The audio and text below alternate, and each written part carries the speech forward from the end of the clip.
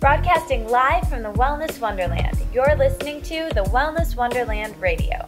I'm Katie, and each week I chat with the most inspirational people on the planet on how to stay inspired in all areas of life. As you listen, feel free to tweet at me at Katie Dalebout or use the hashtag Wellness Wonderland. I'd love to hear your aha moments. So grab your headphones and listen on the go, or cuddle up with a notebook as we dive in deep with authentic conversations right here in Wonderland. Welcome back, everyone. Today is a very special episode because instead of just one guest, I've got 5 today, including a dog. I am so thrilled to chat with the team behind my favorite local company. These 5 dedicated entrepreneurs are showing up with passion and serving the world in a massive, massive way. These radical 5 sisters come together to create the amazing Detroit-based raw juice company, Drought. And I am so psyched to get to know them today. But before we dive in, I thought I would give you guys a few stats, a few numbers about this cool company and a little bit about them and how they're making my local community a wellness wonderland. So, Drought is a family business run by 5 sisters. They're Michigan's one and only raw cold-pressed juice company, meaning they're not pasteurized, keeping all the amazing enzymes and nutrients for your body. They have a premium product, so their juice has no water. So in a 16-ounce bottle, there's 3.5 pounds of produce. So let me tell you, you can tell this juice is amazing. I love it. It tastes so fresh and good, and the way you feel after you drink it is even better. So thank you guys all so much for taking the time to be here. I know you run a business and free time must be kind of limited, so thank you guys so much for taking the time to talk with me. Oh, thanks for having us. Yeah, thanks we're psyched. Yay, me too. Okay, cool. Well, let's jump right in. So you guys are really here in the community promoting wellness in this area. Did you guys grow up interested in health and wellness? When did that spark kind of begin? So, I mean, we certainly are a tight-knit group, and so, we kind of latched on to the healthy habits that, we noticed amongst each other, but I wouldn't say that we had any uber healthy upbringing. Our parents really kind of encouraged activity and eating well and whatnot, but, I think we had our fair share of fast food and Snickers and Doritos and Mountain Dew and, the like. So, it wasn't until a few years ago and to kind of our early and mid-20s where we began taking our health more seriously, and I think it manifested itself into this business. And, that's one of our main priorities, is that we want to be well every day. So that means eating well, sleeping, physically and mentally healthy. So we've kind of designed our business around that premise. Yeah.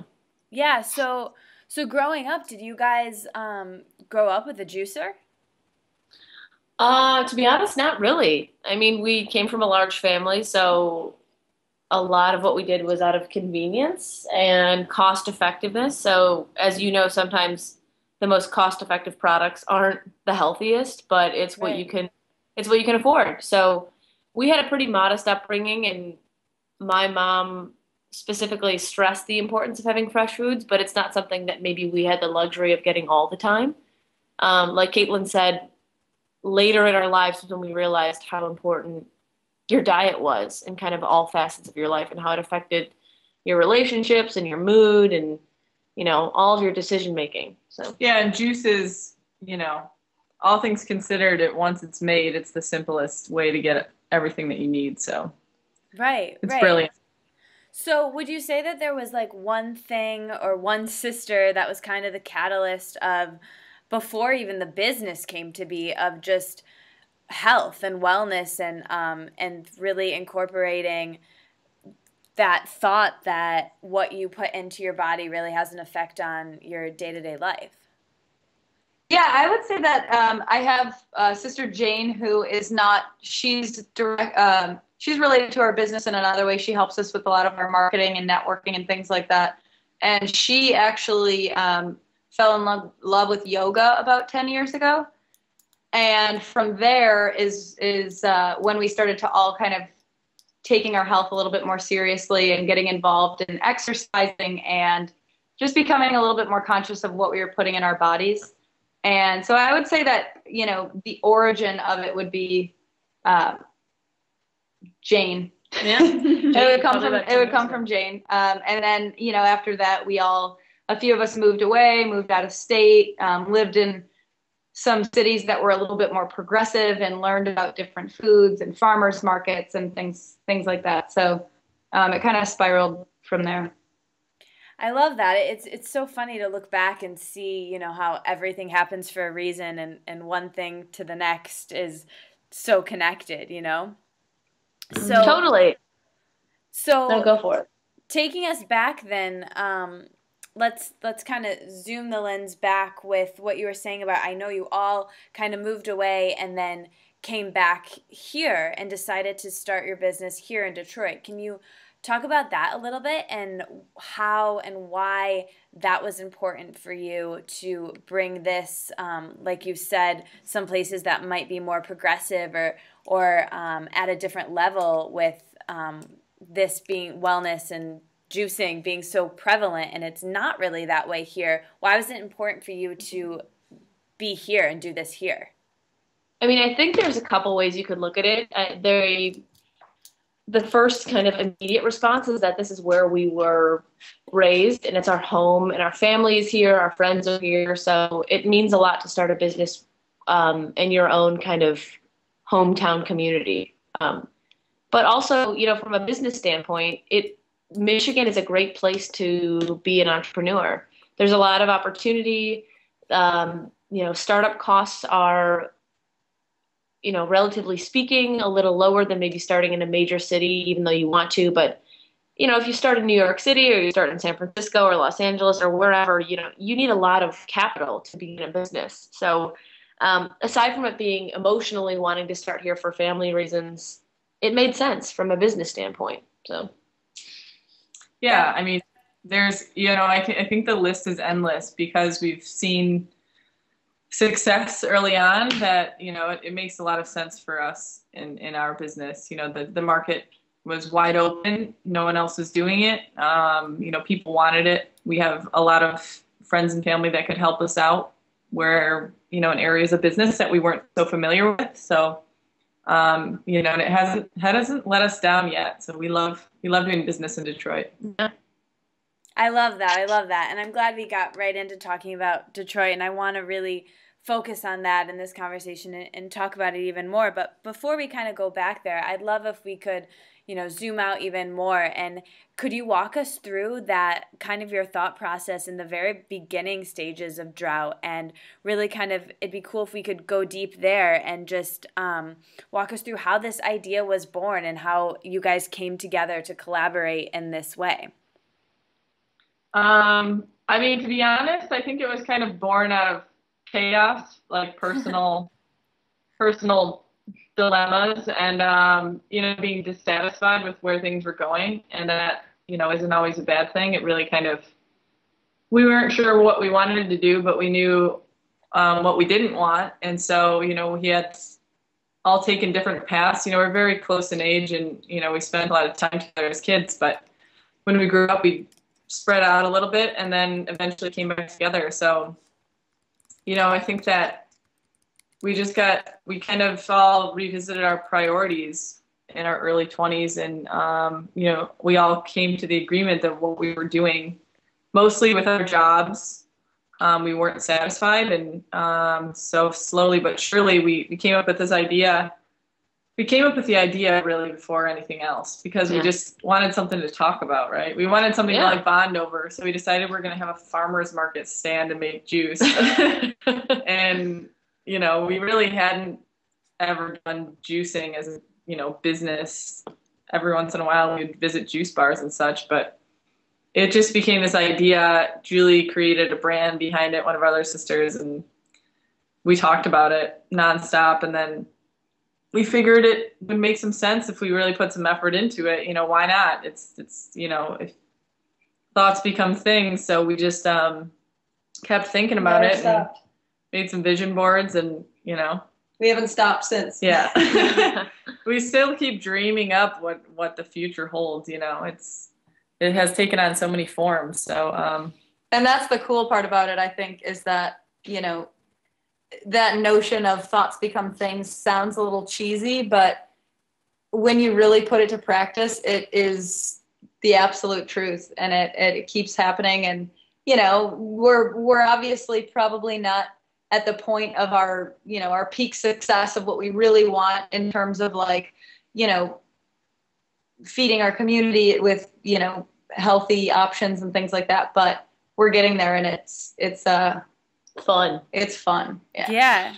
Well, it doesn't sound cheesy in Wonderland. I mean, you put it on the vision board and it's happening. So, I mean, that whole story gives me chills, honestly. And it's really cool to hear, because I couldn't agree more that the lowest of lows, bring the biggest of highs. And I think that's I'm not surprised that kind of is how Drought and such a great, amazing thing came to be. If you put that in combination with a great team, which family, what's a better team than family, to work together in that way. So that's really cool. So speaking of working together as a family, you probably get this question a lot, but I'm curious about this. So working so closely, and you guys said you've always been close, do you have is it difficult to transition from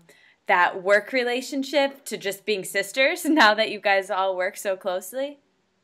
There's actually no separation. It's just, it's family and it's work, and it's all together, and it never stops. And it's, there's something kind of cool about working together as a group, because, there are days when a few of us are low, or one of us is really low, or, not everyone falls out of love with it at once, which is the cool part. There's always someone there, even if 4 of us are down, there's always at least one person that's totally psyched on Drought and boosts us all back up. Oh, so I think that's it's just heart touching, right? Actually, well, I don't know if it's actively, but we've definitely roped quite a few people into it. Bianca, for example, the 5th sister. We call her 5B. So she's Jesse's girl, and she's our #1 gal at Drought, our sister edition. And, we have Penny here. We have David over there at the table. There's Katie upstairs. I mean, we were just actually, before we talked to you, sitting down for dinner, and, all of these conversations are going on about commercial refrigeration and floor patching and HACCP plans. And we're just still talking. And it's not really ever very contentious. Sometimes we're just let's do something else. Let's not talk about Drought. Mm-hmm. And eventually it kind of comes up. But it's, I think that we've done a good job of keeping it, it's a very bright light in our lives. We all really like it. It's not a job. It's not work. Sometimes we laugh. I'll call one of the girls and say, I don't ever feel like I'm doing anything. How is our business in business? But at the same time, you're doing. Yeah, at the same time, you're, on hour 12 of your 18-hour day, and you're feeling great. So, or someone great like you wants to talk to us. So obviously, we're doing something, right? You're doing a lot of things, and I mean. That's so cool, and that's exactly the conversation that I want to bring to life here, is that when you're doing your passion, it shouldn't feel like work. And I think that's the goal I would like to get everyone to in society. When you're in line with doing something you love, it will never feel like work, and you guys are such a beautiful example of that. So yeah, I mean, are you in the market for a 5C? Because you can adopt me. Yes, we are hiring. Wants to join our We're going to call you 5K. Yes. Your name starts with K. I love that. That's amazing. Well, I mean, after hearing this conversation, I think we're going to have a lot of inspiring entrepreneurs. So as a segue to my next question, what advice do you have for people who do have a passion like this and want to start a career as an entrepreneur, but there might be some fear there? What advice would you give inspiring entrepreneurs? I mean, there's a lot of advice. I think that, to not just sugarcoat it, like sometimes the fears are valid, like how am I going to pay my bills and all these things, because when you start a business, you're really leaving the comforts of maybe a job that has a set salary and set hours where you leave your work at home at 6 o'clock and you're done. And, starting your own project of any kind is a massive dedication, but it's something that's super rewarding. So I think that, as cheesy as it sounds, but like you really can't let anyone get you down, because there are some things that actually do make sense. Like, someone asking you, how are you going to make a living off of this if it's not creating, a lot of revenue? But you just have to stick with it. Eventually, like you said, if you're doing something you love and you don't have to make excuses for it and you keep working hard, I really think that it can work out. So my advice personally is sticking to it. And what about you? What do you think? Yeah, I mean, positivity. Yeah. Oh yeah. Positive thinking. That's the key to success anywhere. I mean, if you want to be an entrepreneur, then if you just think that way, then you are. I don't think there's anything. We all have different kind of paths that led us here, and frankly, none of them were particularly nutrition or juicing. No. So, but it makes sense. So just come up with an idea and be confident in it, and if it changes and takes on a million different forms, I think that's honestly the only thing that you have to keep constant, because like money and customers and critics and all of those are just going to kind of keep coming and going, and when you least expect it. So yeah, just kind of zone everyone out and keep working. Yeah, no, I agree with that completely. Jess, what about you guys? What do you think? These two quiet gals. Yeah, we got a couple of contemplative couch sitters right now. We need some deeper questions here, because I think they're thinking hard over here. Yeah. Any additional thoughts to that? I mean, being an entrepreneur rules, even if you don't have any money, I think people think that sometimes, like, they see Drought and they're like, wow, this product is so cool and it's in glass bottles and these girls must be doing really well and making a lot of money. And, we say like, oh, our sales are going to be $1 million this year. So people instantly think like, oh, these girls are millionaires. But, behind the scenes, it's not quite like that. We still do everything on a very strict budget, and we're putting all of our money back into the business. And that's just kind of how we've always done it, is we're trying to create a premium product and a sustainable brand, and not stop at anything. So it's working out. Yes, it's working out well. Well, as you were saying, I mean, one of those valid fears that you had is that you guys work really hard, and every single day, even though it is something that is your passion, and I can relate to that with what I do. I love it, but at the same time, it's something that I can sit like blogging for hours and be like, oh my God, I haven't gotten up and stretched, and just like forcing myself to get up and do some yoga and drink some water, because it's like you got to take care of your body before you can do anything good in the world. And you guys kind of alluded to that earlier when you talked about the fact that this job, this career, this passion, one of the greatest things about it is that you guys can really take care of yourselves and situate your life in that way. So running this business, that's a lot of work to keep up. What are some things that you guys do to take care of yourselves and make sure your health doesn't take a backseat even when things do get super crazy?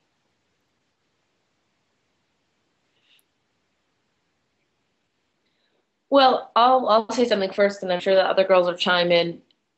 I think, running is something that a couple of the girls are really into, yoga, but to be honest with you, one of the struggles of it is that sometimes you do put, even though we're in the business of health and wellness, it still is sometimes something that can go to the wayside. You know, we do work a lot, and sometimes we don't sleep as much as we should, or we, you know, because as you know, there aren't a ton of healthy options around. We'll even find ourselves having a juice company, but still having to find food conveniently while we're, you know, making a delivery and going to pick something up and having a meeting. And um, but at the same time, we've created a schedule where if we really need to go to a yoga class or go for a run, it's possible. And I think that when we're all feeling our best is when we do integrate those activities into our lives. And Yeah, I mean, we try to be active every day, Yeah. and you know, we become better at taking breaks and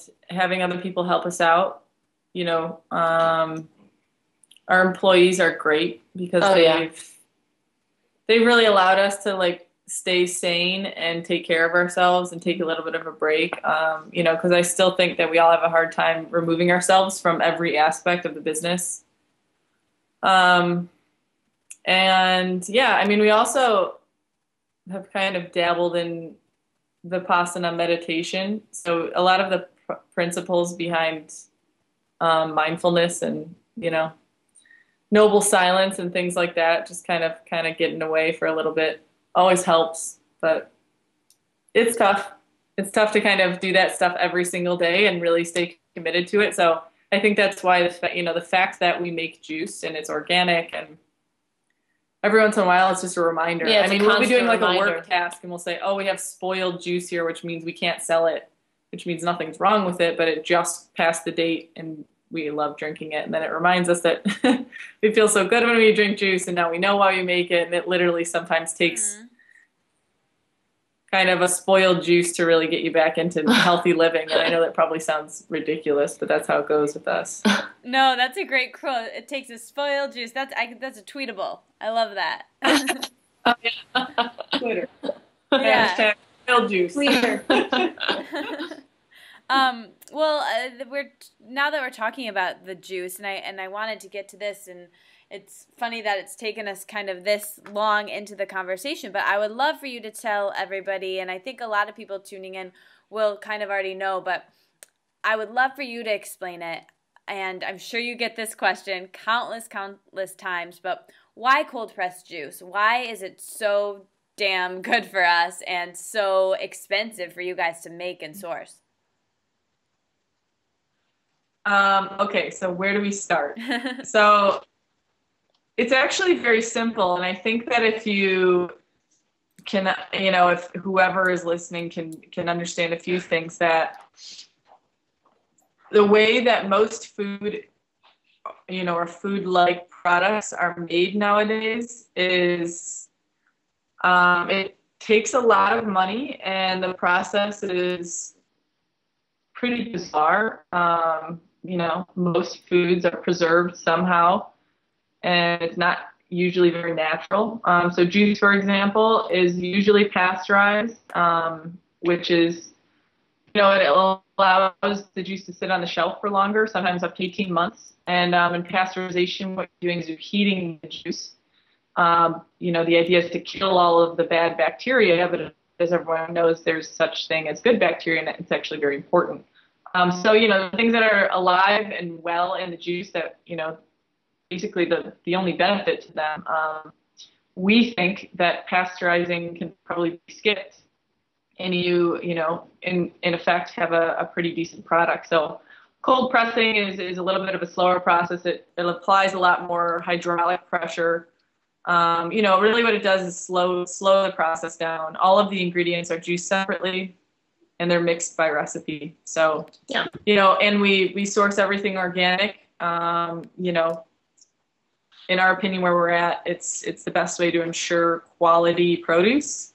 You know, we're working on kind of becoming certified ourselves, but, you know, and then we packaged it in glass, which we feel is, you know, the best option. It's much more reusable, you know, environmentally friendly, whatnot. So we just we designed our product around what we feel is best from what we've known, and kind of taught ourselves, and think that you know, our society should probably kind of reconsider and maybe revert back to, you know, cheaper, faster, larger isn't necessarily the most beneficial. So sometimes we are a little bit counterculture. Our juice doesn't last long, it's expensive, et cetera, et cetera. But, if you really break it down to what your priority is in juice, it makes more sense. It's a lot more nutritious. So. Yeah, and cold press is often called a slow oxidizing process of juicing. So by using the hydraulic pressure, it reduces the amount of oxygen that mixes with the juice. So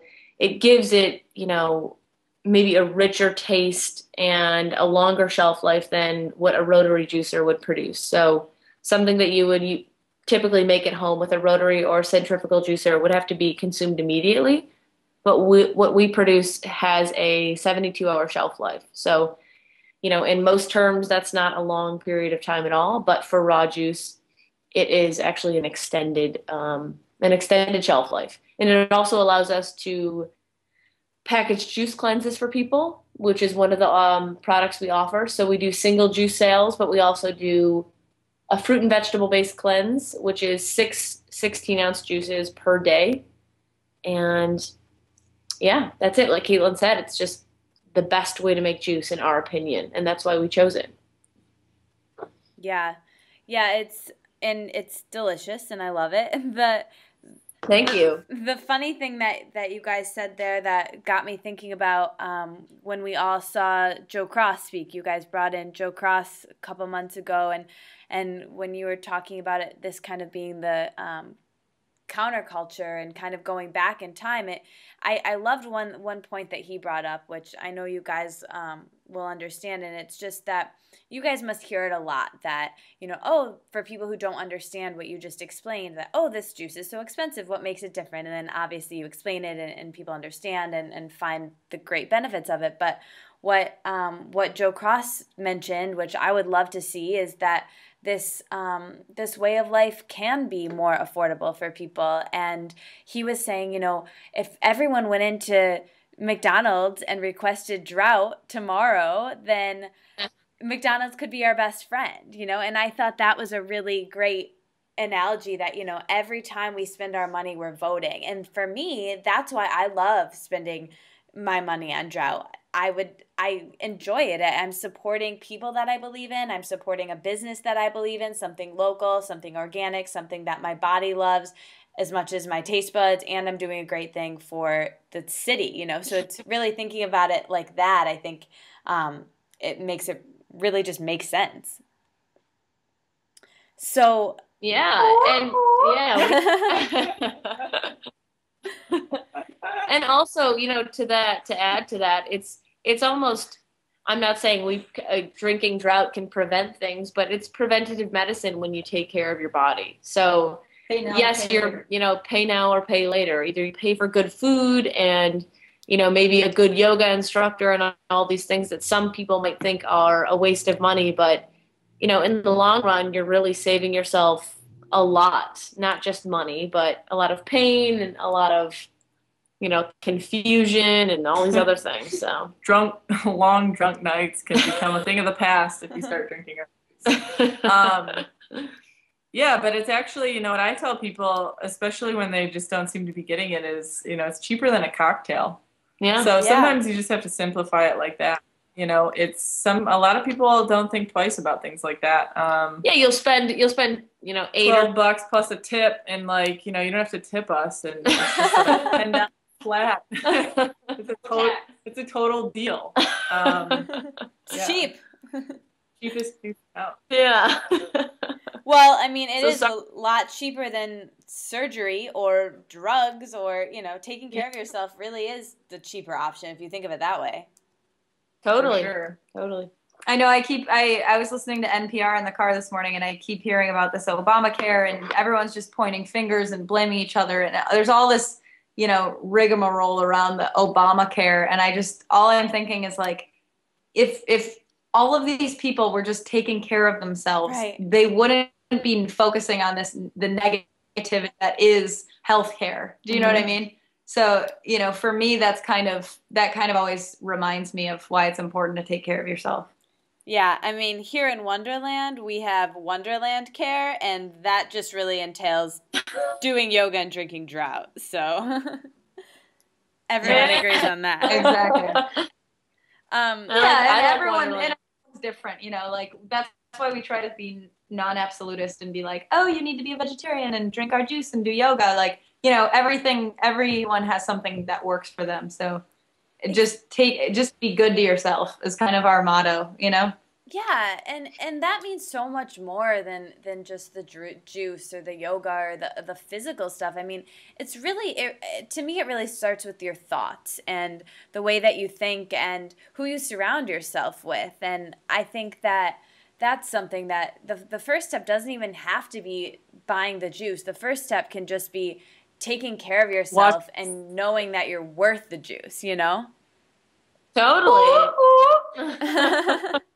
Do that on Wendy Williams. Did you watch The Secret? Is that where you learned this from? Oh yeah, Where did you learn about? I'm a big believer in The Secret. I'm a big believer in all of that. I can't get enough of self-help and The Secret and positive thinking and the whole gang, Deepak and Marianne and everybody. So I'm glad that we're all aligned. That's definitely the way I'm thinking over here. So absolutely. So speaking of lessons, what's the biggest lesson you guys have learned in doing all of this? A push lesson. Keep positive. I think staying positive is probably the biggest lesson. Don't take any wooden nickels. I don't know. Don't take things personally and stay positive. Yeah, absolutely. Because, a lot of people and things will come in your way which will try and keep you from doing what you want to do. And a lot of things can get you down. And I think that if you just remember that, I don't know, stay positive. Yeah, I mean, I don't. What was the question?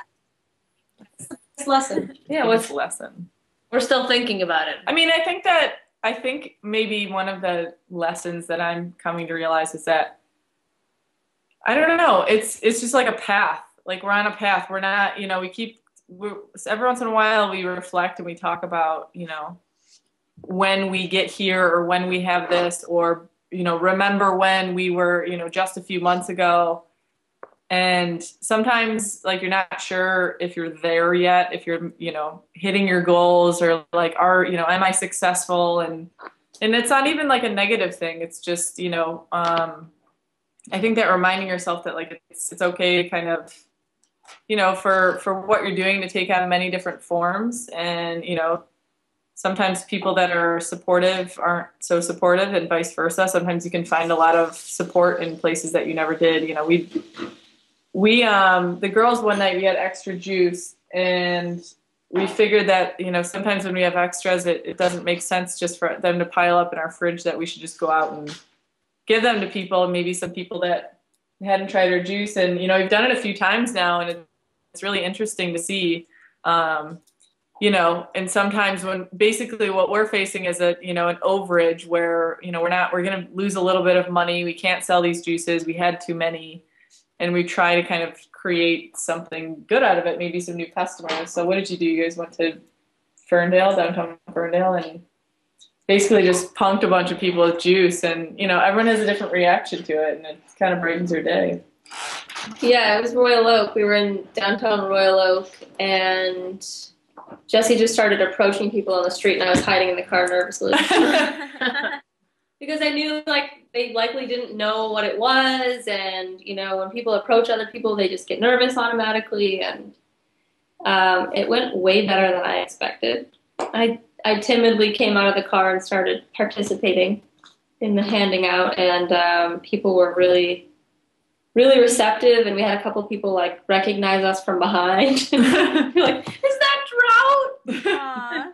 We were really, really excited about it, so that was really self-affirming moment. I can't remember the question. I know another lesson. I have one more. I think personally, it's something I'm still working on, but you learn that the importance of kind of being selfish. I think you know what I mean. I know that sounds a little. It could be perceived to be negative, but it's not. I think that you really begin to learn what you need for yourself.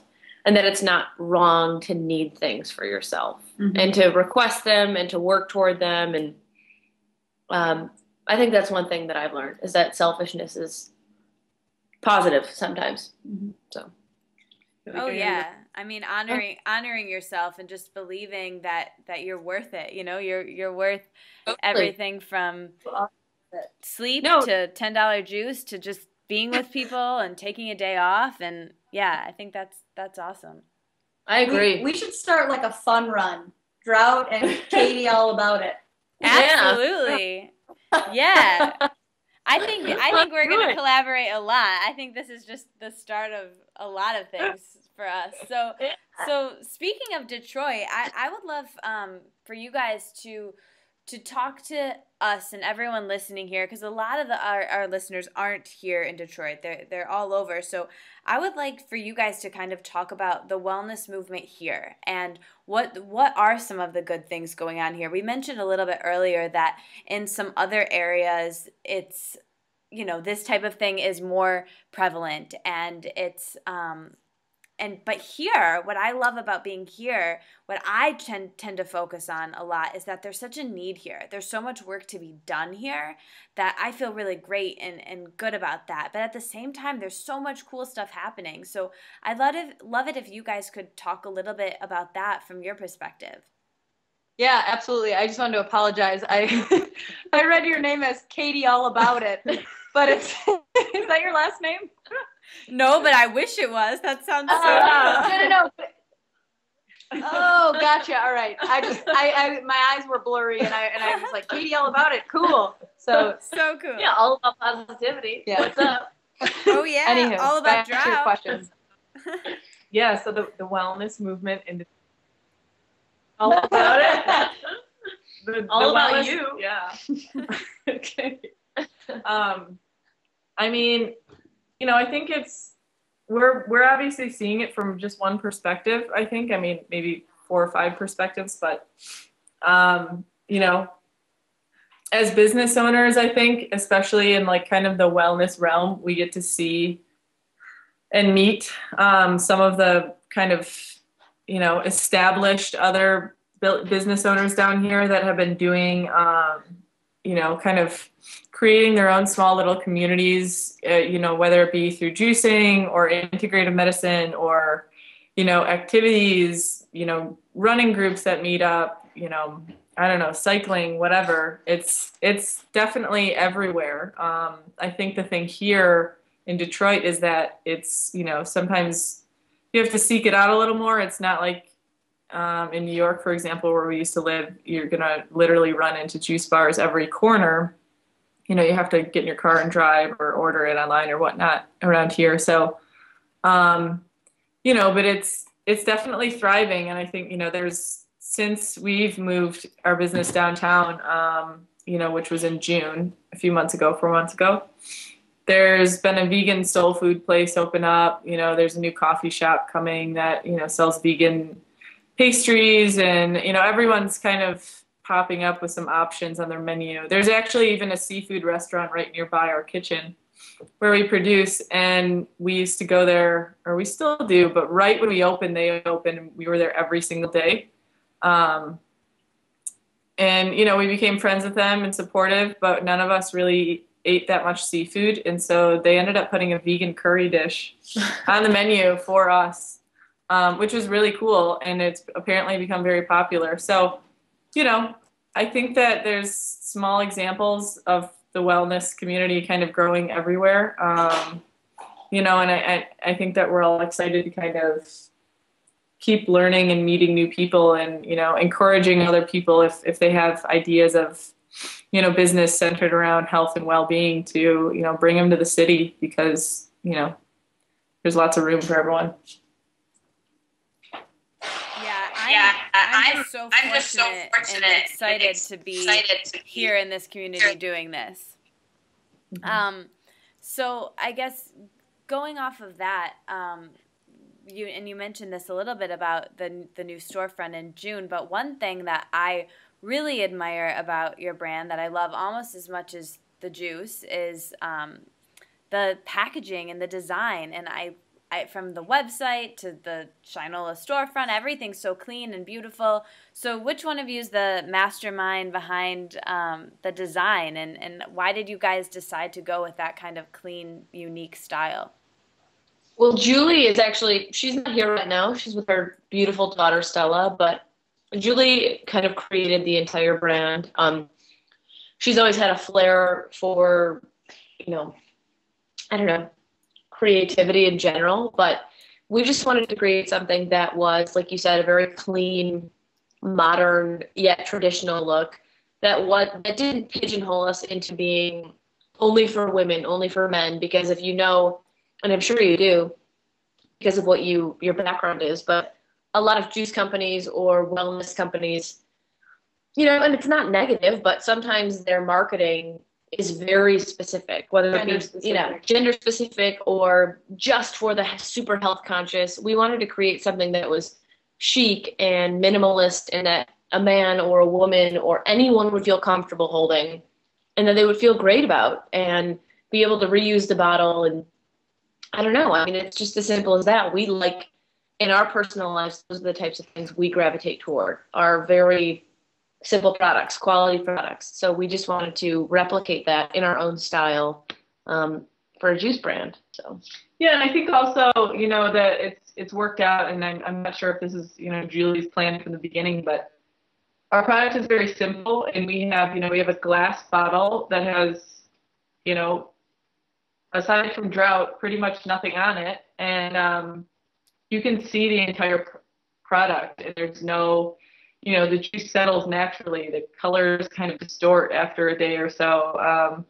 There's really no hiding what's in there, and that's, it's intentional. It's, we're trying to kind of be very transparent about what we do and what's in our product. And, that's one of the issues that I think, and frustrations that people have with food nowadays. They don't know what's in their food, and they don't trust it. And, the packaging is kind of cloudy and whatnot, so you can't actually see what's in there. You just have some really pretty pictures, fruits and vegetables on the outside, and we're just trying to kind of get away from that. If the juice kind of looks like swamp water, it's supposed to, because it's made from greens and algae and stuff, which is really good for you. So yeah, I mean, we can't take credit for it, but we're keeping it going. Yeah, I love it. I mean, I'm drowning in Drought bottles. I love them. I make my almond milk every week, and I put it in a bunch of Drought bottles, and I have it in my fridge, and I love it. I can't recycle them. They're too beautiful. I have to Very keep cool. them. yeah, and it's all you will. And it's nice too, because this was kind of unplanned, but it's nice marketing for us because people really enjoy the packaging. Which we're grateful for, and we enjoy it too. So they carry it around. It's kind of a form of advertising for us, because if our consumers are that interested or really kind of into the packaging, they will, show their friends, bring it to a yoga class, bring it just in the car with them. So it's worked as kind of a marketing piece for us too. Oh yeah, sure is. I mean, I'm a walking billboard. Every time I drink my water, I'm walking around with Drought. So. Yeah. Thank you. Oh yeah, absolutely. Thank you for the nice bottle. Thank you for the water bottle. So what was the time when you guys kind of knew, like, all right, this is it? So what has been the most exciting thing that's happened in your business so far? I would say the very beginning. That kind of pushed us forward when we when I got our kitchen and you think that was I don't know, I feel like it's always exciting, and every time I feel like there's something topped, there's something that's more exciting, and we're like, no way. Yeah, we've coined this phrase, and we say world premiere. So we're always on text feeds together. We have a Drought text feed between the five of us that do it together, and we every week there's at least one of us that says we just dumbed it down to just WP. So anytime it's a WP text, it's pretty exciting. Yeah, it just means stop what you're doing, because something really exciting has happened, and It happens all the time, except for our accountant actually texted it the other day, and he didn't mean it. It was like a typo, and we got really mad because he didn't have anything exciting to say, but we still love it. Yeah, so I guess your question was the most exciting part. Probably when we got our kitchen space. I wasn't here for that, but you guys were. But we're building a new production space right now. We're not building, but we're renovating. So that's pretty exciting because just to see the physical kind of square footage grow, I mean, aside from everything else, it's really kind of encouraging. We just also received our custom shipping boxes. We're going to start shipping nationally so that you can order our juice online. You can get it delivered to your door, which is pretty crazy. Yeah. Just a big Drought box showing up. So that's exciting. That'll probably happen within the next month. I don't know. I mean, life is grand. I think everything's exciting. Yeah. This is exciting, in my opinion. This is really cool. Yeah, it's always really, really cool when someone wants to talk to us about it because, Our award. I don't know. Yeah. And also, not to boast, but we were just named Entrepreneurs of the Year by the Michigan State University Product Center.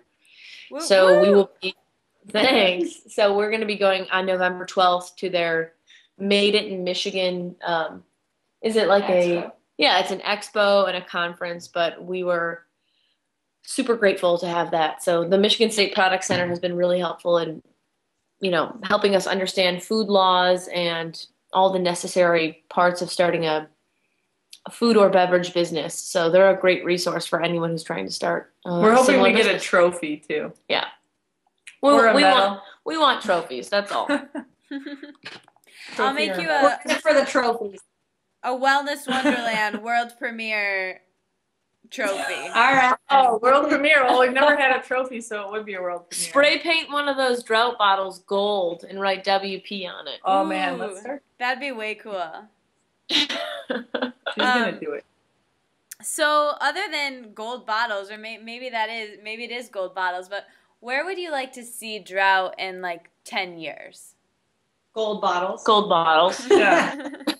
Bottles dipped in gold. I think honestly, not in like a crazy corporation type way, but we would like to be everywhere in terms of accessibility. We want our product, it is premium, but we've always said this, we want it to be accessible to everyone. So we would love to figure out a way to have it be widespread, enjoyed on a massive scale and not just for people who can afford a $10 juice. So Yeah, and eventually when we get big, Yes. being an enjoyable place for people to work, I kind of pride ourselves on creating a really positive environment for our employees. And from the beginning, that was kind of our number one goal, and we like to keep that going. Everyone's always like, oh yeah, working at Home Depot's awesome. They get great benefits, and working at Starbucks rules. They get paid well and they get good benefits. Things like that would be ideal for the future of our company, to be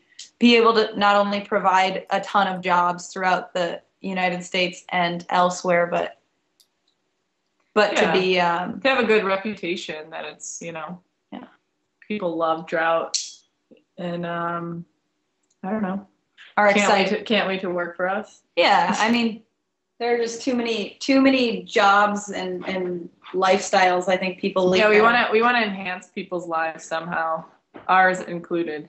So That's why we started this. wherever that is, wherever that takes us in 10 years. Maybe we'll be living in Maui with our own farm that just sustains Drought, but you never know. Well, wherever it goes, I know it's gonna be really cool. So, one other thing I want to ask you guys. So, how are you challenging yourselves right now? So, what is something that you guys are scared of that you're doing anyways? I'm taking a really hard class on rules and regulations about food safety. the food safety of our Raw product. of our raw products. So that's pretty challenging for me because I am not an academic, and if you knew me, and so for me that's like a personal challenge, And I mean, we're challenged every day, but it's not necessarily, I think we like challenges. That's why we're doing this. We clean out coolers, we lay new floors, we, pick up produce boxes, we deliver. I mean, we do everything. So there's always a challenge going on. It's like Double Dare every day. Yeah, it's like Nickelodeon Double Dare. Yeah, global guts. Well, I think one of the challenges is we've grown so fast, and we've brought a lot of people onto our team, and figuring out how to manage all of our new help, and because all of the people that have really approached us and wanted to work with us, like, we really are trying to include them in the best way possible, because I think our first 2 or 3 employees about a year ago, Mm-hmm. we were so exhausted and overworked that we didn't even really we could not even wrap our head around adding employees. Mm-hmm. We never had a business before, and we didn't know, and we thought we were the only ones that knew what we were doing, and no one could ever really help. And as our team grows, I think that it's challenging, because we want it to stay tight knit and positive, and meanwhile it's every other day everything changes. We'll have these new protocol in place, and then it's like, whoops, we just grew out of that space, we got to move. So just remaining flexible and keeping a good attitude. I think that's probably an everyday type thing. Yeah, rolling with the punches. Exactly. Totally. So I usually ask this to people, and when it's an individual question, it's a little bit easier, but I think you guys can handle this. So I'm going to challenge you guys to tell me, if you could collectively have one superpower, superhero type power, what would it be? Ooh. Oh, that's a good one. Let's huddle. Think? Can we huddle real quick? Yeah, you can huddle. Okay. Captain Planet. All right. I would say.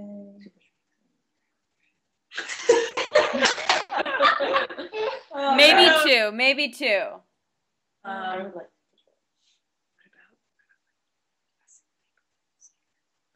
Oh, that's a good one. Yeah, I think that too. I would say so. Probably a blessing is the wrong word, but maybe implanting the secret into people's minds. Ooh, Yeah. I like that.